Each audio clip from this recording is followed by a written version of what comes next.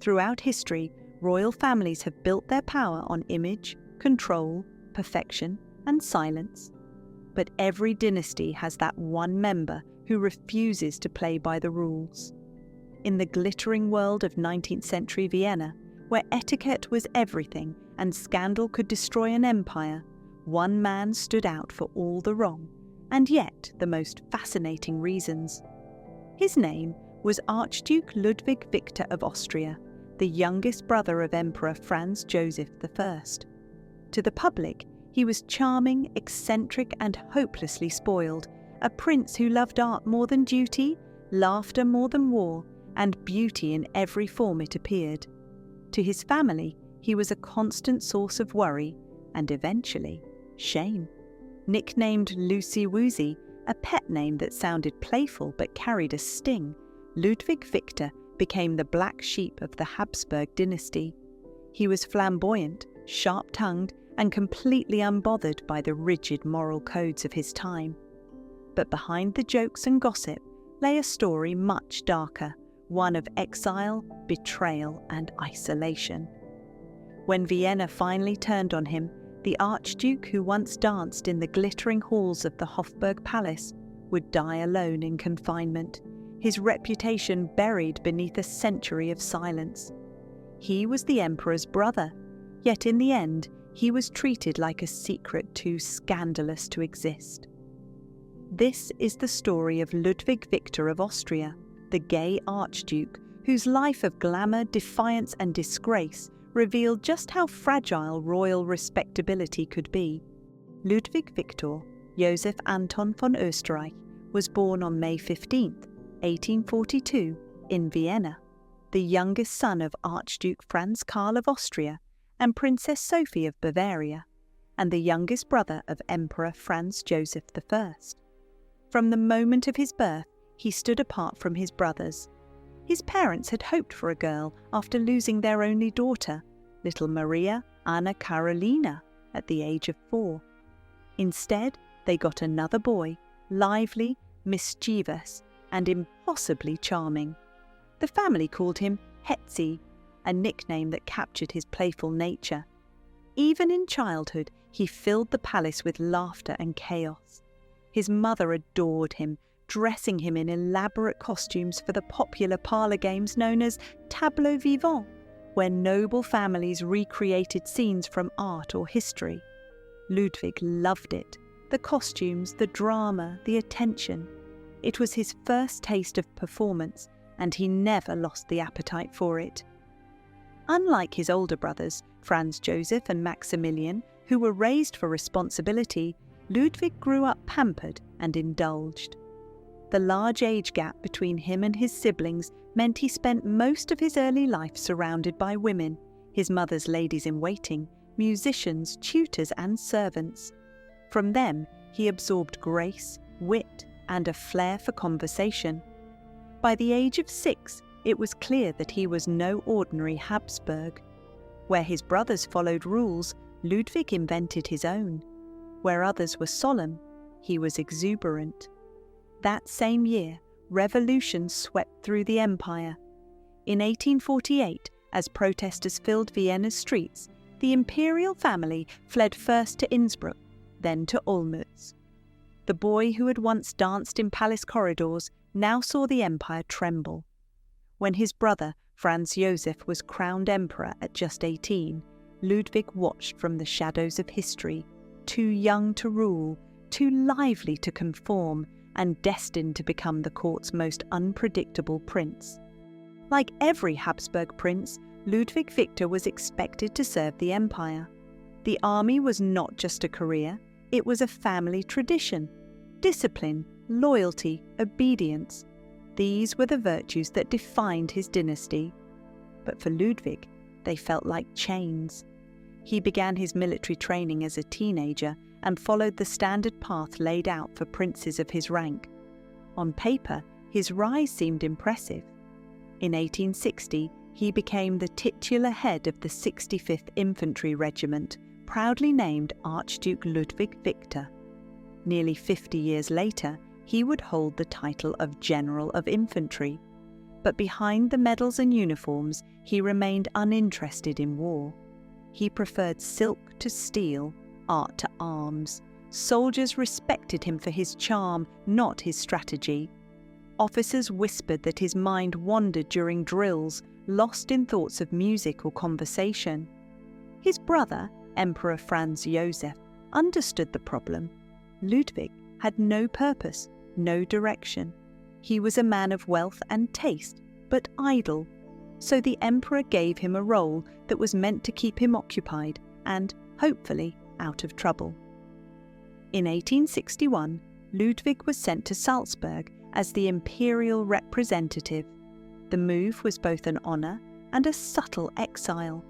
He was given quarters in the Salzburg residence, sharing the vast building with his widowed step-grandmother, Empress Caroline Augusta. The arrangement was supposed to add a sense of duty to his days, but it mostly gave him freedom. Ludwig adored Salzburg. The city's charm, its music, its genteel pace of life suited him perfectly. In the summer months, he spent his days at Schloss Klesheim, a grand estate surrounded by woods and gardens.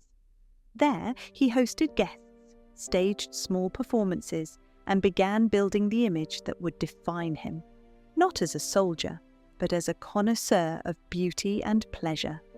He was polite, generous, and flamboyant. The local elite adored him. The soldiers under his symbolic command admired his charisma, though some mocked his mannerisms behind closed doors. But as the years passed, it became clear that Ludwig Viktor's real battlefield would not be fought with swords or muskets. It would unfold in the drawing rooms and opera houses of Vienna, a different kind of war, one waged with charm, scandal, and whispers. And when he returned to the capital, the empire's most flamboyant archduke was ready to make Vienna his stage. When Ludwig Viktor returned to Vienna, the city was in the middle of a cultural awakening. New theatres, cafes, and concert halls filled the streets with life. Art and architecture were blooming, and so was gossip. In this glittering world, appearances mattered more than anything, and Ludwig understood that better than anyone. He decided to make his mark not through politics or the military, but through beauty itself. In 1863, he commissioned a grand residence at Schwarzenbergplatz, a palace that would become one of Vienna's architectural jewels. Designed by Heinrich von Ferstel, the man behind the votive church and the University of Vienna, the Palais Ludwig Viktor was built in the opulent neo-Renaissance style. It was his statement to the world. If he could not command armies, he would command attention. The palace featured a massive ballroom glittering with chandeliers, a lavish dining hall, and a winter garden filled with exotic plants and statues. Every surface shimmered with mirrors, marble, and gold leaf. Inside, Ludwig hosted dazzling dinners, masquerade balls, and musical evenings that drew the cream of Vienna's high society. Even Emperor Franz Joseph and Empress Elizabeth occasionally attended, amused and perhaps a little uneasy about the spectacle their youngest brother created. For Ludwig, life was a performance, and every night was opening night. He entertained artists, diplomats and nobles, but he also made time for poets, actors, and the occasional scandalous guest. He adored conversation and had a talent for it, witty, quick, and biting when he chose to be. He could make a room roar with laughter one moment and tremble with discomfort the next. He collected art obsessively. His tastes were wide, from Meissen porcelain to bold contemporary portraits. Some saw a serious patron in him, others dismissed him as a showman. But no one could deny his influence.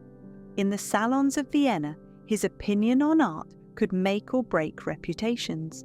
Ludwig also developed a fascination with a new invention: photography.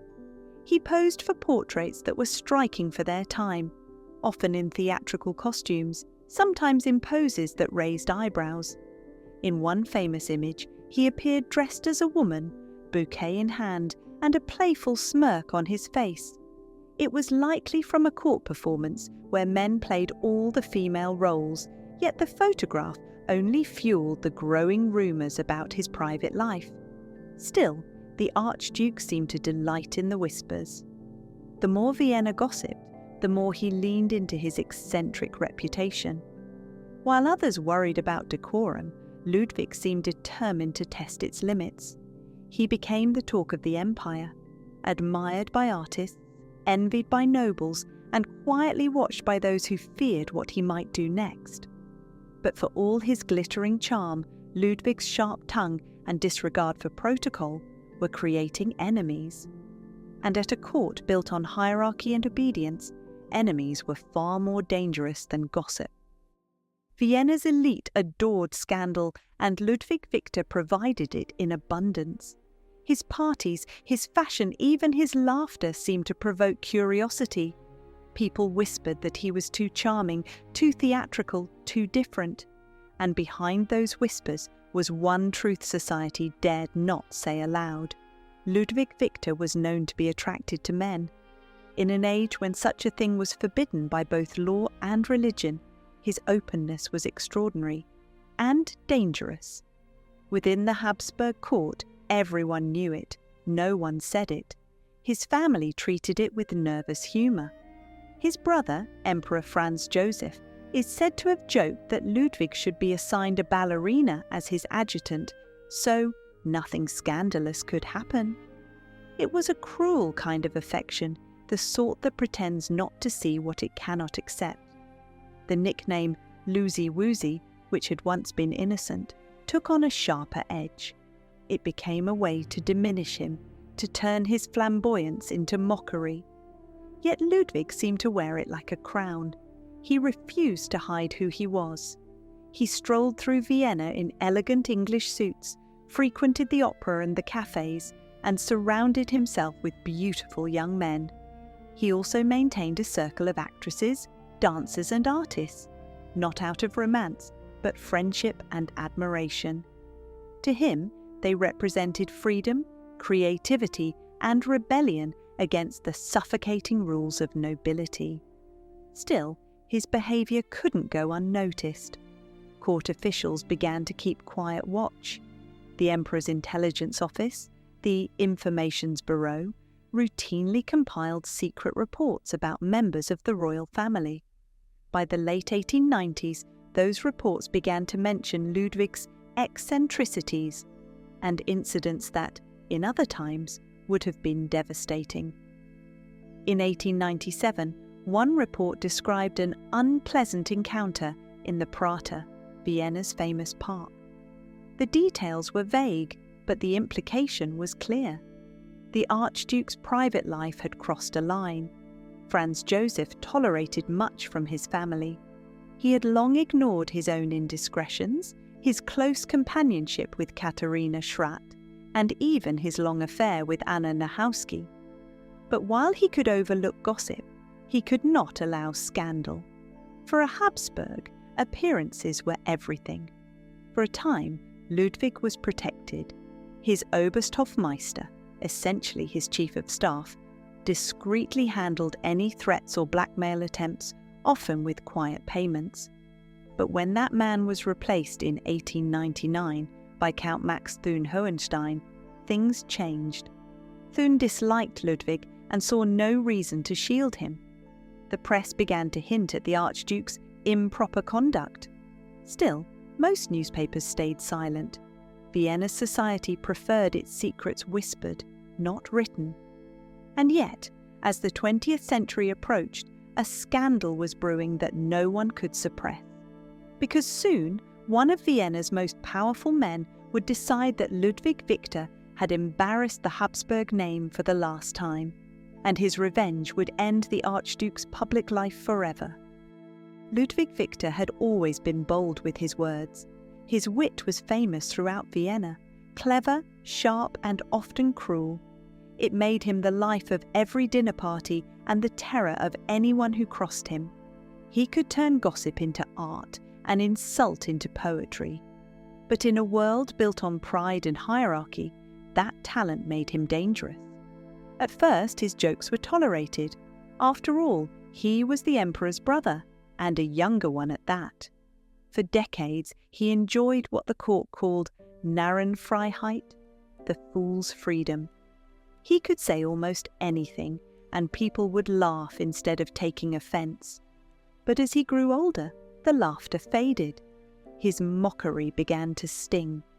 Among those who came to despise him was none other than Empress Elizabeth, Sisi herself. The two had once been close. When Elizabeth first arrived in Vienna as a shy, idealistic young bride, Ludwig Viktor had been a friendly face in a cold and formal court. They shared humour and a love of art, and for a while he was one of her few confidants. But that friendship soured. Elizabeth grew resentful of her domineering mother-in-law, Archduchess Sophie, while Ludwig remained deeply attached to his mother. The tension between the two women put Ludwig squarely on Sophie's side. Worse still, he began repeating gossip about Elizabeth, spreading whispers that the Empress was vain, temperamental, and obsessed with her appearance. For someone as proud as Elizabeth, this was unforgivable. Their bond broke completely. She even wrote mocking verses about him, describing him as frail, deceitful, and ridiculous. A monkey in a weakly body, she wrote, whose pastime is lies and whose trade is slander. And Elizabeth was not the only one to turn on him. Ludwig's talent for gossip often involved powerful targets. He made sarcastic remarks about nearly everyone at court, from diplomats to archdukes. Some brushed it off, others swore revenge. His meddling also reached beyond words.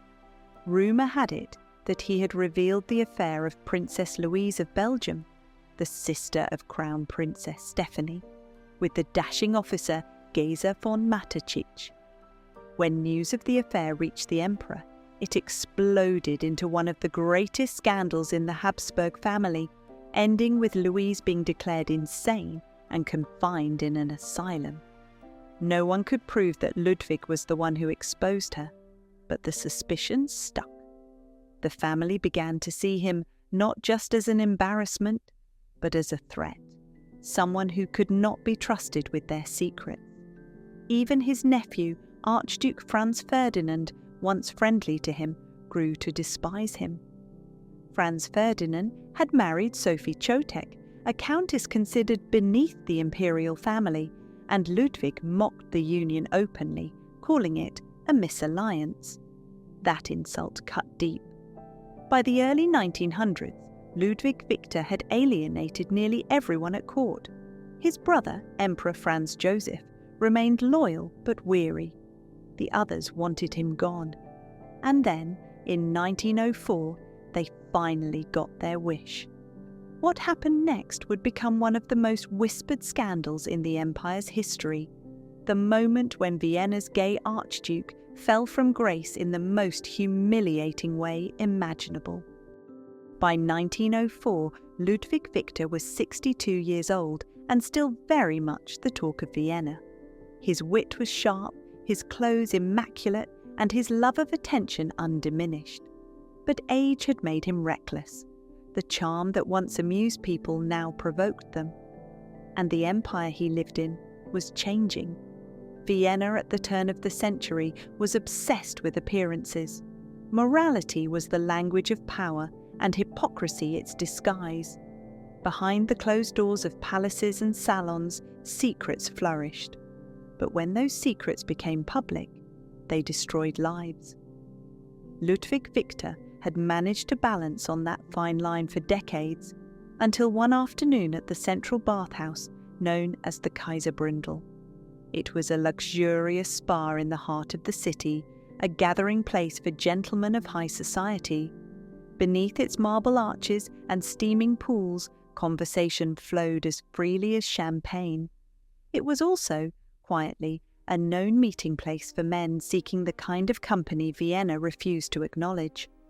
According to multiple accounts, Ludwig was there when an incident occurred that would end his public life. The story varied with each retelling, but the core remained the same.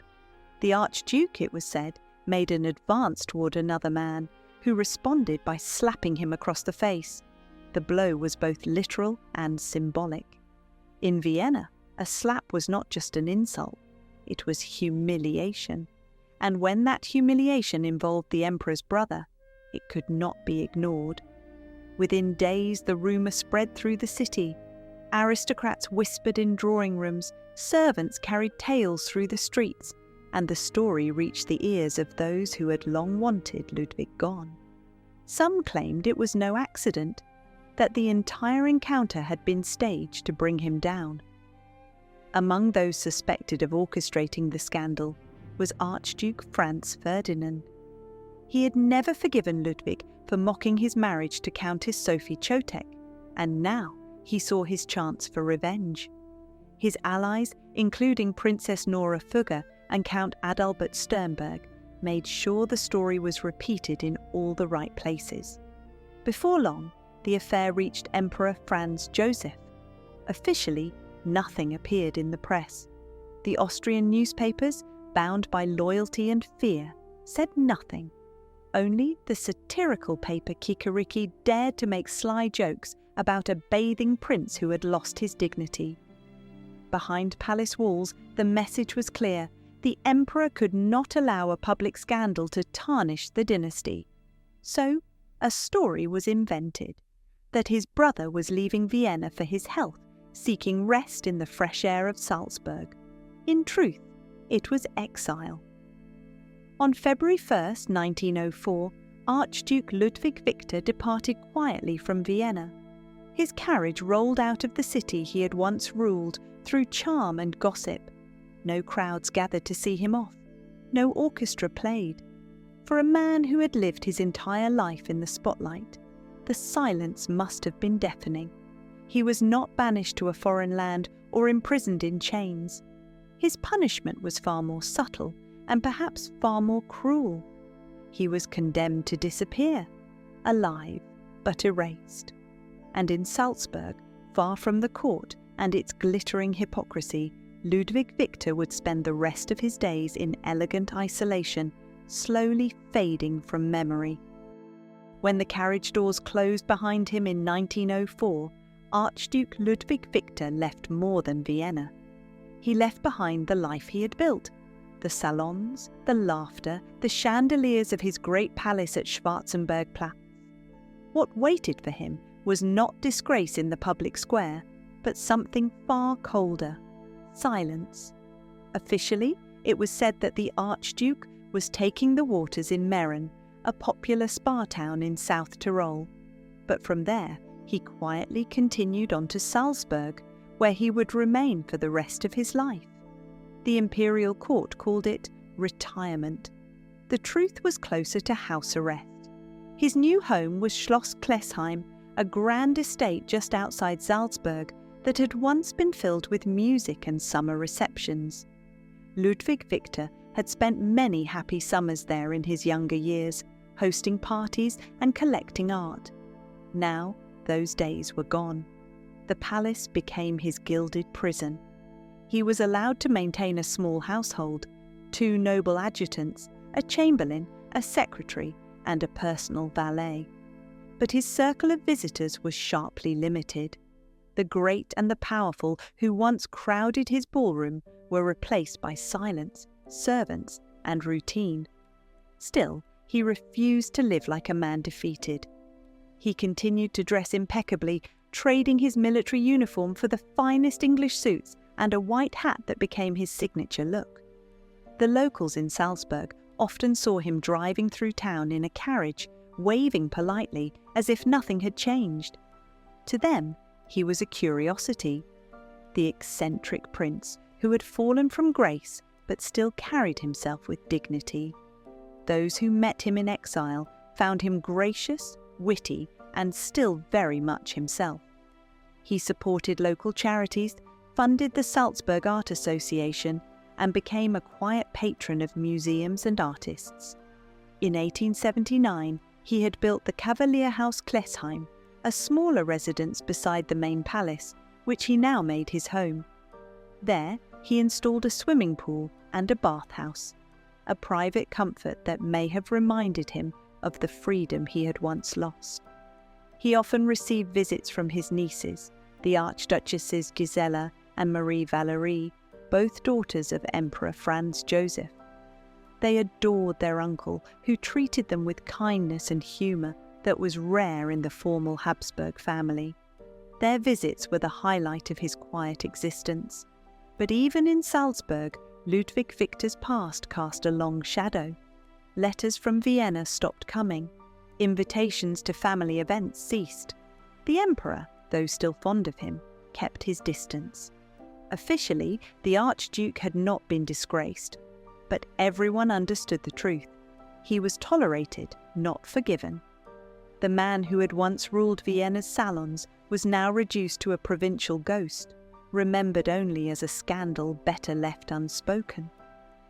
Yet in his exile, Ludwig Viktor did something remarkable. He survived. He adapted. While the empire that had shunned him grew rigid and brittle, Ludwig's curiosity never faded. He read, he wrote letters, he studied art, and he donated to charities. He refused to become bitter. But isolation has a way of eroding even the strongest spirit. As the years passed, his health began to fail, and the vibrant spark that had once defined him began to dim.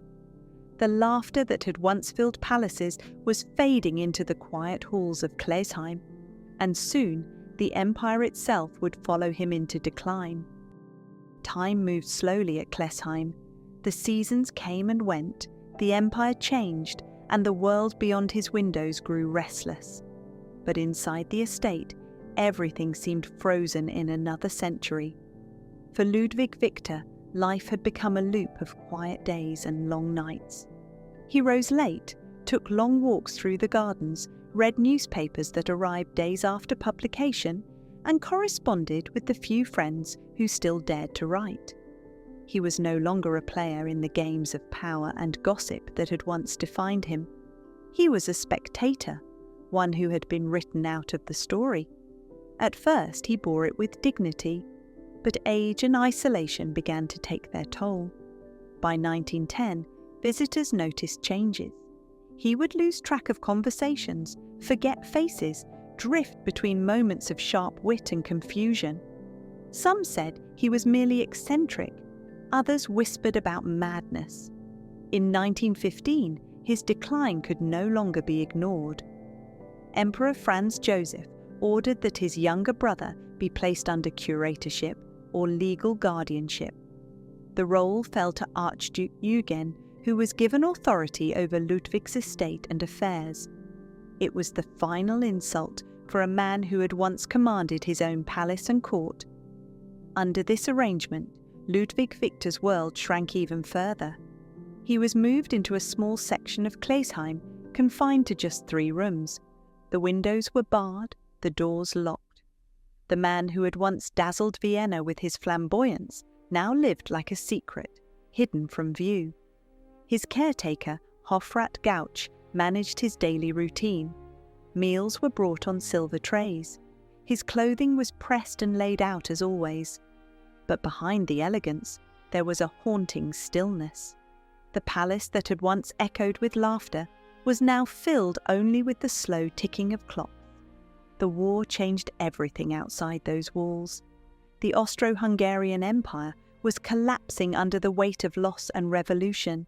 The monarchy that had exiled him was falling apart. Franz Joseph died in 1916, leaving behind a broken dynasty. Ludwig Viktor, the last surviving son of Archduke Franz Karl, outlived his brother by only a few years. As the empire disintegrated, so did its last great secret. No longer a prince, no longer an exile, Ludwig became something else entirely, a relic of a vanished world. In January 1919, 2 months after the Habsburg monarchy officially ended, Archduke Ludwig Viktor of Austria passed away at the age of 76. There was no royal procession, no grand funeral, no fanfare. He was buried quietly in the cemetery of Siesenheim beside the small parish church near Salzburg.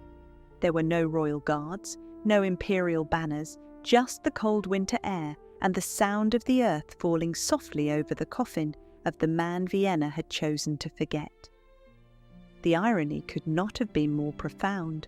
The scandal that had destroyed his name had faded into history, while the empire that silenced him had vanished entirely. The man they once called Luzi-Wuzi had outlived them all,